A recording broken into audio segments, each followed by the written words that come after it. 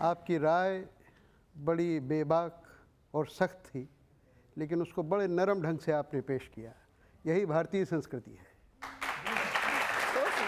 इसलिए आप दोनों बहुत बधाई की पात्र हैं। और बाबा रामदेव का तो क्या कहना, ऐसी हाजिर जवाबी मैंने बहुत बरसों बाद पहली बार सुनी।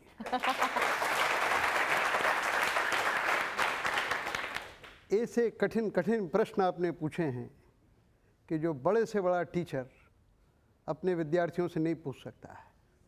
और रजत जी ने भी कमाल किया है, कई बार कोशिश की कि बाबा को एकदम निरुत्तर कर दें, लेकिन बाबा ने सबको बाबा जी कर दिया।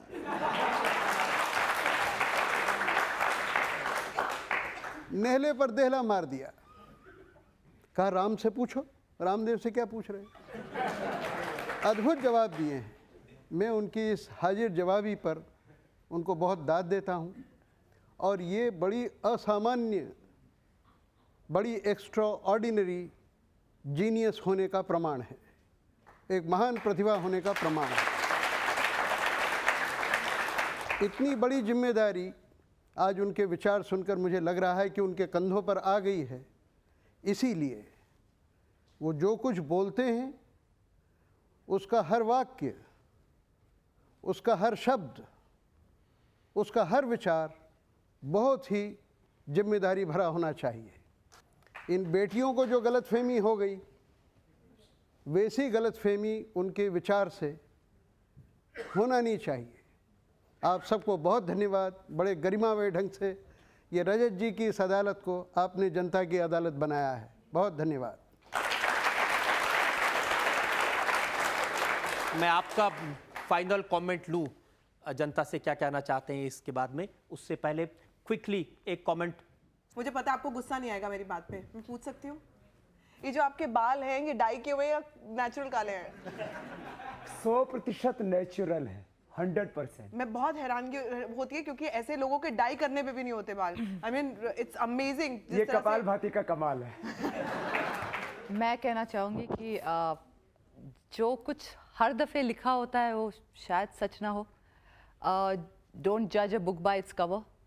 हमें हमारे प्रोफेशन में बहुत सारी चीज़ें ऑन स्क्रीन करनी पड़ती है, और मैं मानती हूँ कि अगर आप मेहनत से, लगन से काम करो तो आप ज़रूर आगे बढ़ते हो, ना कि कॉम्प्रोमाइज़ से या अपने मॉरल्स को बेचकर। मैं आपकी उन बातों से सहमत हूँ, लेकिन कैरेक्टरलेस कौन है कौन नहीं है ये सिर्फ लोगों को देखकर नहीं पता चलता। और नेक्स्ट टाइम अगर एक्ट्रेसेस की बात करनी है तो एक्टर्स की भी बात करिए आप।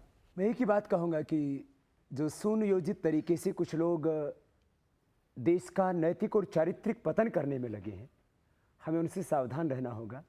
और अपना सब कुछ दांव पर लगा करके भी यदि देश का चरित्र हमको बचाना पड़े तो हम उसको बचाना होगा, और तभी ये देश विश्व की सबसे बड़ी सामाजिक, आर्थिक और राजनीतिक महाशक्ति बन पाएगा, और भारत को हम एक सुपर पावर के रूप में, एक विश्व गुरु के रूप में प्रतिष्ठापित कर पाएंगे। इस विश्वास के साथ कि स्वामी रामदेव इसी बेबाकी से हमेशा बोलते रहेंगे, वो किसी भी कड़वे और कटु सवाल का जवाब इसी तरीके से देते रहेंगे विनम्रता के साथ।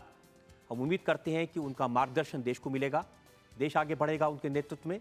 आपकी अदालत का ये शो आज यही खत्म करते हैं। अगले सप्ताह आपसे फिर मुलाकात होगी एक नई शख्सियत के साथ, एक नए मुकदमे के साथ। तब तक के लिए नमस्कार।